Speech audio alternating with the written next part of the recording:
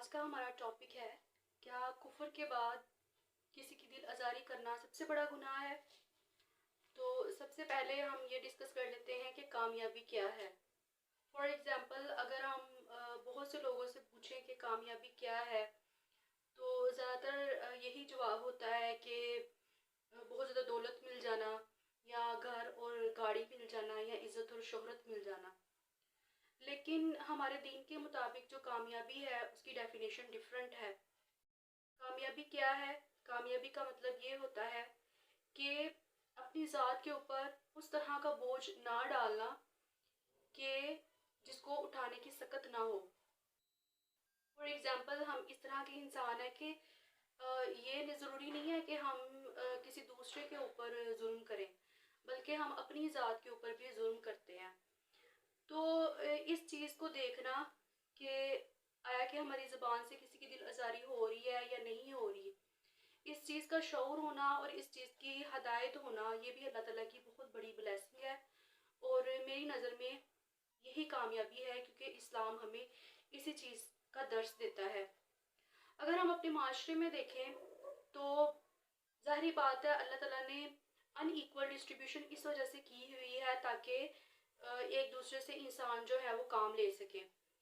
तो अगर अल्लाह ताला की तकसीम के ऊपर इंसान राज़ी नहीं होता, तो फिर एक तो ये कि वो पूरे तरीके से इस्लाम में दाखिल ही नहीं हुआ।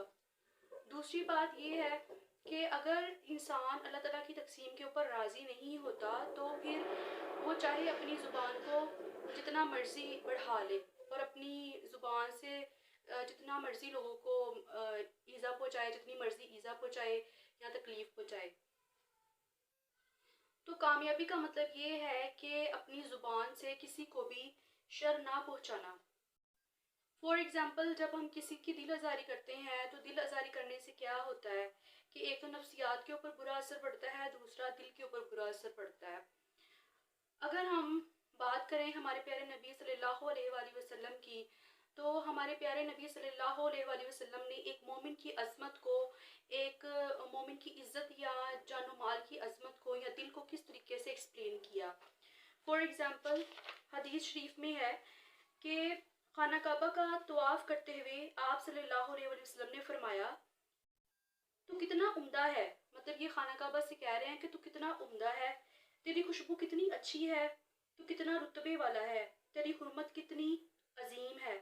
लेकिन कसम है उस ज़ात की जिसके हाथ में मेरी जान है, मोमिन की हुर्मत, मोमिन की जानो माल की हुर्मत अल्लाह ताला के नज़दीक तुझसे भी ज़्यादा है। इसलिए मोमिन के साथ हुस्न ज़न रखना चाहिए। तो हमारे नबी सल्लल्लाहु अलैहि वसल्लम ने इवन यहाँ तक कह दिया कि खाना काबा की अज़मत या खाना काबा की हुर्मत से भी ज़्यादा किसी भी जो मोमिन के जानो माल की हिफाजत करना या मोमिन के दिल की हिफाजत करना, ये इस चीज़ में ज़्यादा हुस्न ज़न रखना चाहिए। क्योंकि जो खाना काबा है, खाना काबा किसी की दिल आज़ारी करते हैं तो ना सिर्फ हम दूसरों को तकलीफ पहुंचाते हैं, बल्कि अपने लिए जो रास्ते हैं ना वो भी मुश्किल कर लेते हैं। फॉर एग्ज़ाम्पल, हमारी जो सोच है ना वो ज़्यादातर यहीं तक जाती है कि दुनियावी मसाइल, दुनियावी आजमाइशें या दुनिया के हवाले से हम जो है ना बहुत ज़्यादा सोचते हैं कि अगर कोई बीमार है या किसी पे कोई किसी किस्म की भी कोई भी आजमाइश है, तो हम दुनिया के बारे में बहुत ज़्यादा सोचने लग जाते हैं। लेकिन बहुत कम लोग हैं जिनकी जो थिंकिंग है ना वो दुनिया से आगे की तरफ जाती है। तो जिनकी थिंकिंग दुनिया से आगे की तरफ जाती है, इसका मतलब ये है कि अल्लाह ताला ने उन्हें दिल की आँख, दिल की बसीरत अता कर दी है। दिल की बसीरत में क्या नज़र आता है? दिल की बसीरत में ये नज़र आता है कि अज़ाब कब्र क्या है। इसके अलावा एक जो चीज़ जो हम बिल्कुल निगलेक्ट कर देते हैं वो है पुल सिरात। तो पुल सिरात क्या है? बहुत से लोग, बहुत से मुसलमान पुल सिरात के बारे में मुकम्मल जानते भी नहीं होंगे कि पुल सिरात के ऊपर कौन से क्वेश्चंस पूछे जाने हैं, पुल सिरात किस तरीके का होगा, पुल सिरात पे कैसे लोग चलेंगे, या रेंगेंगे, या दौड़ेंगे, या बिजली की रफ्तार की तरह चलेंगे। तो अगर ये देखा जाए कि पुल सिरात पे अल्लाह ताला कौन कौन से सवालात पूछेंगे। तो पहले तो हकूक़ अल्लाह के बारे में अल्लाह ताला पूछेंगे। फॉर एग्ज़ाम्पल पहला क्वेश्चन जो है वो अरकान के बारे में होगा, फिर नमाज के बारे में पूछा जाएगा, हज के बारे में पूछा जाएगा, और फिर एक क्वेश्चन अल्लाह ताला हक़्क़ुल इबाद के बारे में पूछेगा। और नीचे जो है वो जहन्नम की आग भड़क रही होगी, और अल्लाह ताला हुक्कुल इबाद के बारे में जब बंदे से पूछेगा कि क्या तुमने किसी पे जुल्म किया था, या फ़ला फ़ला पे तुमने जुल्म किया, या फ़ला फ़ला पे तुमने इल्ज़ाम लगाया, इल्ज़ाम तराशी की, या फ़ला फ़ला के ज़िंदगी में मुश्किलात क्रिएट की, या अपनी ज़ुबान से ईज़ा दी, तो अल्लाह ताला कहेगा, अल्लाह ताला ने ये कहा है कि मुझे मेरे इज़्ज़त और जलाल की कसम कि मैं जो ज़ालिम है उस ज़ालिम को उसका बदला ज़रूर दूंगा पुल सिरात पे। और जब बंदे ने ना माफ़ी मांगी होगी, ना तौबा की होगी, तो नीचे जहन्नम की आग भड़क रही होगी और अल्लाह ताला जो है वो नीचे आग में फेंक देंगे। तो ये जो बातें हैं ना, ये हमें अफसानवी लगती हैं, लेकिन ये बातें अफसानवी नहीं है, ये बातें हकीकत पे मबनी है। और जितने भी लोग हैं, चाहे वो कुफ़ार हैं, चाहे वो सहाबा इकराम है, चाहे वो मुसलमान हैं, जितने भी लोग हैं सबको ही पुल सिरात के ऊपर से गुजरना है। कोई भी ऐसा इंसान नहीं है कि जो कि पुल सिरात के ऊपर से नहीं गुजरेगा। तो ज़रूरत इस चीज़ की है कि हमें जो अपनी बसीरत अल्लाह ताला ने हमें दी हुई है, जो मादी चीज़ों को देखने की अल्लाह ताला ने हमें बसीरत दी है, दुनिया को देखने की बसीरत दी है, तो हम अपनी दिल की बसीरत उसके बारे में भी सोचें। दिल की बसीरत को इतना बढ़ा लें कि हमें नज़र आना स्टार्ट हो जाए कि अल्लाह ताला का डर क्या है, खौफ क्या है, और हम यहाँ पे किस वजह से आए हैं, जहन्नुम क्या है। तो ये सारी चीज़ें हैं। तो माशरे में ये चीज़ बहुत ज़्यादा आम हो गई है कि फ़ॉर एग्ज़ाम्पल अगर कोई हमारे तो ये माशरे में बहुत ज़्यादा कल्चर है कि अगर कोई भी इंसान तरक्की करना चाहता है ना, या अल्लाह ताला इज़्ज़त नवाज रहा है, तो फिर जो दूसरे लोग हैं ना, वो अपनी ज़ुबान के तीर चलाना स्टार्ट कर देते हैं। लेकिन ज़ुबान के तीरों से नेक्स्ट पर्सन अगर सब्र करेगा तो उसको सब्र का अजर मिलेगा, लेकिन जिस बंदे ने ज़ुबान के तीर चलाए होंगे उसे अपना बोझ जो है ना वो क़यामत तक उठाना पड़ेगा, जब तक कि वो बंदा दिल से माफ़ ना कर दे। तो आप किसी की भी कोई गारंटी नहीं दे सकते कि अगर किसी ने मुंह से कह दिया कि मैंने तुम्हें माफ़ कर दिया, तो वो दिल से भी आपको माफ़ कर देगा। तो जब चीज़ें बहुत ज़्यादा ईज़ा और तकलीफ़ देती हैं ना, तो इंसान फिर माफ़ भी नहीं करता। इस वजह से अपना दामन जो है ना वो बचा के चलना चाहिए। तो ये बातें हैं। मेरी ये एक तरह से विश है कि आप जो है ना वो डिफरेंट यूट्यूब्स के ऊपर लेक्चर्स हैं पुल सिरात के बारे में, आप लाजमी देखें, और वहाँ पे देखें कि कौन कौन से जो क्वेश्चंस हैं वो पूछे जाएंगे, और किस तरीके से जो है ना वो हमें क़यामत के दिन, किस तरीके से क़यामत का दिन जो है ना उसको फेस करना पड़ेगा। एक बात तो ये हो गई। माशरे के अंदर जो है ना वो फ्रस्ट्रेशन बहुत ज़्यादा है। वो जो मैंने आपको पहले बात बताई है कि हम किसी को ना कामयाब होते देख नहीं सकते। वे क्यों नहीं देख सकते?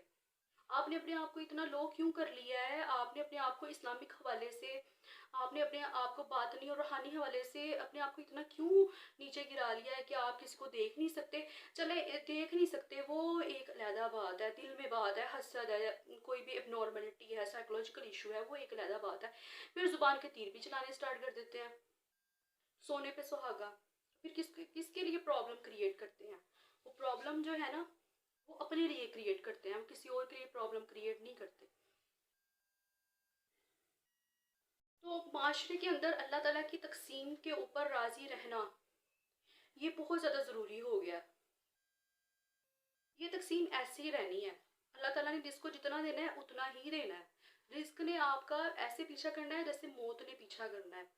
तो एक दूसरे की दिल आज़ारी करना, एक दूसरे की लेग पुलिंग करना, ये नेगेटिव एटीट्यूड है, और पॉजिटिव एटीट्यूड होना चाहिए। माशरे का किरदार क्या होना चाहिए?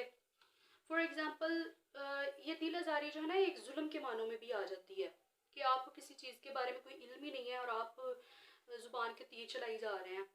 तो जुल्म के मानों में अगर किसी के ऊपर कोई आजमाइश आई है, तो या किसी के ऊपर जुल्म हो रहा है, ये नहीं है कि हमारा इस्लाम इस चीज़ की बिल्कुल इजाज़त नहीं देता, ख़ानदानी हवाले से भी, माशरती हवाले से भी, हर तरह से हमारा जो इस्लाम है वो इस तरह की बिल्कुल भी इजाज़त नहीं देता कि आप मैं चले आपको नहीं कहती, मैं खुद को कह लेती हूँ कि मैं जो है वो बड़ा सज संवर के और बड़ा आराम की नींद सोऊं, और मेरे ख़ानदान में या मेरे आस पड़ोस में या जहाँ पे मैं काम करती हूँ वहाँ पे कोई बंदा परेशानी में हो या उस पर जुल्म हो रहा हो। हम कहते हैं हम किसी की बात में ना क्यों मुदाखलत करें। तो क्या हमारा जो दर्जा है वो इतना लो हो चुका है कि हम किसी चीज़ को दिल से भी बुरा नहीं समझ सकते, जुल्म को दिल से बुरा नहीं समझ सकते। असल में जिसके ऊपर जुल्म हो रहा होता है ना, वो जिसके ऊपर जुल्म हो रहा होता है वो उसकी आजमाइश कम होती है, जो आसपास वाले होते हैं उनकी आजमाइश ज़्यादा होती है। फॉर एग्जाम्पल अहादीस से वाज़ेह है, जिस शख्स ने किसी झगड़े में जुल्म की मदद की तो वो मुस्तहिक हो गया अल्लाह की तरफ से गज़बो नाराज़गी का। कहते हैं कि जो जालिम इंसान है जिसने जुल्म किया होता है उसकी इवन मस्जिद बनाने में भी उसकी मदद ना की जाए। अगर आप इस तरह करेंगे तो फिर गज़बो नाराज़गी के हकदार होंगे। माशरे में अगर देखा जाए ना, अगर किसी के साथ ना इंसाफ़ी हो रही है तो दिमाग में ये सोच आती है कि उसके साथ नाइंसाफ़ी हो रही है, चलो हमारे साथ तो रिलेशनशिप ठीक है ना, हमें क्या ज़रूरत है पराए मामलात में टांग अड़ाने की। तो अगर आप अगले बंदे को टैकल भी नहीं कर सकते या जुल्म को थोड़ा बहुत आप नीचे भी नहीं कर सकते, तो फिर अल्लाह ताला की गज़ब और नाराज़गी के लिए तैयार हो जाए।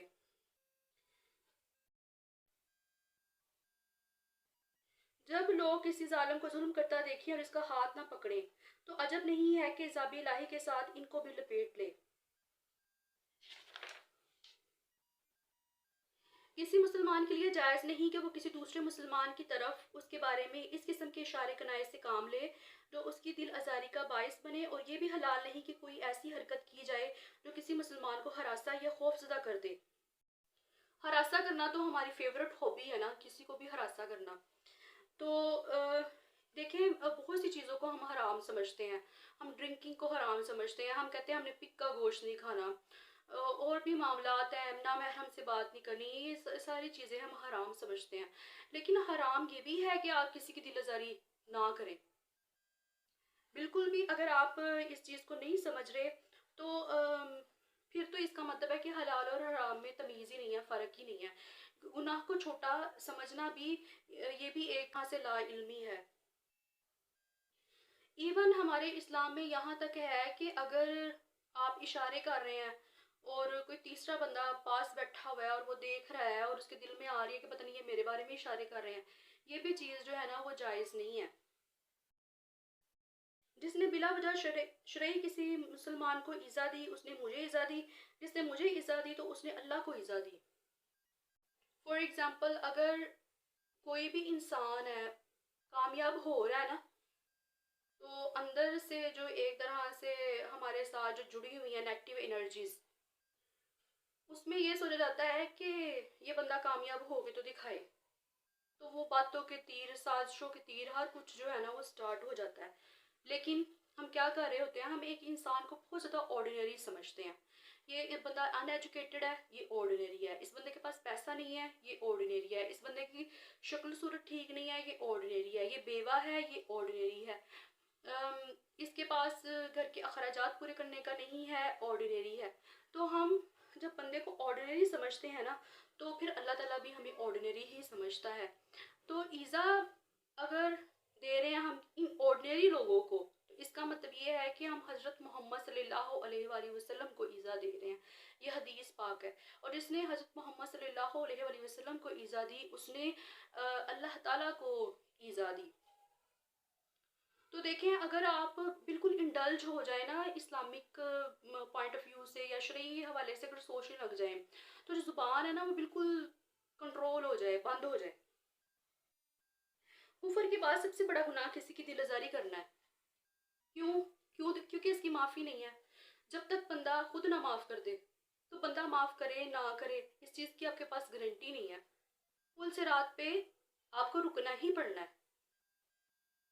अगर आप यहाँ पे किसी की ज़िंदगी पुल सिरात बनाते हैं तो फिर आपको पुल सिरात पे रुकना पड़ना है और अपने जो भी आपने जुल्म किए हैं, जो भी दिल आज़ारी की है, उसका जवाब देना पड़ना है।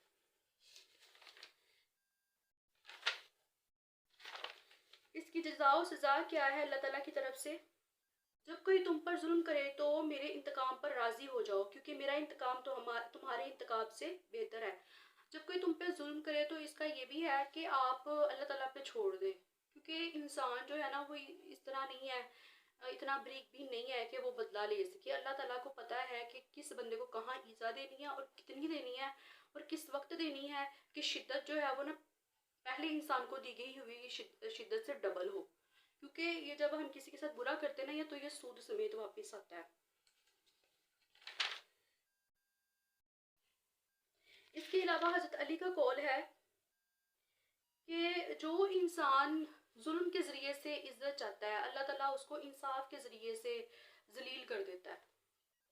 हमारे माशरे में देखा गया है कि लोग हैं वो डिफरेंट तरह के इल्ज़ामात लगाएंगे, या अपने आप को बड़ा वो शो करने की कोशिश करेंगे और माशरे में इज़्ज़तदार और शुरफा कहलाने की कोशिश करेंगे। लेकिन ये सब उनकी जो बातें हैं ना, ये सब बेकार जाएंगी, क्योंकि हज़रत अली ने जो फरमा दिया है ना, असल में बात ये है कि हमारा अकीदा ही नहीं है। हम कहते हैं ये कहावतें हैं, ये हज़रत अली ने कह दिया है, ये अहादीस कह दी हैं, ये कहावतें हैं। भाई ये कहावतें नहीं है, इस चीज़ को मान लें, ये कहावतें नहीं है, ये हकीकी बातें हैं। तो अल्लाह ताला उसको इंसाफ के ज़रिए से जलील करेगा। आप कैसे किसी इंसान के साथ जुल्म कर सकते हैं और ये कह सकते हैं कि अल्लाह मुझे इज़्ज़त देगा? इज़्ज़त ज़िल्लत तो अल्लाह ताला के हाथ में है। तो इज़्ज़त अल्लाह ने जिसको देनी है उसको देनी है, जिसको ज़िल्लत अल्लाह ने देनी है उसको देनी है। तो ये चीज़ें ना माइंड में रखनी चाहिए।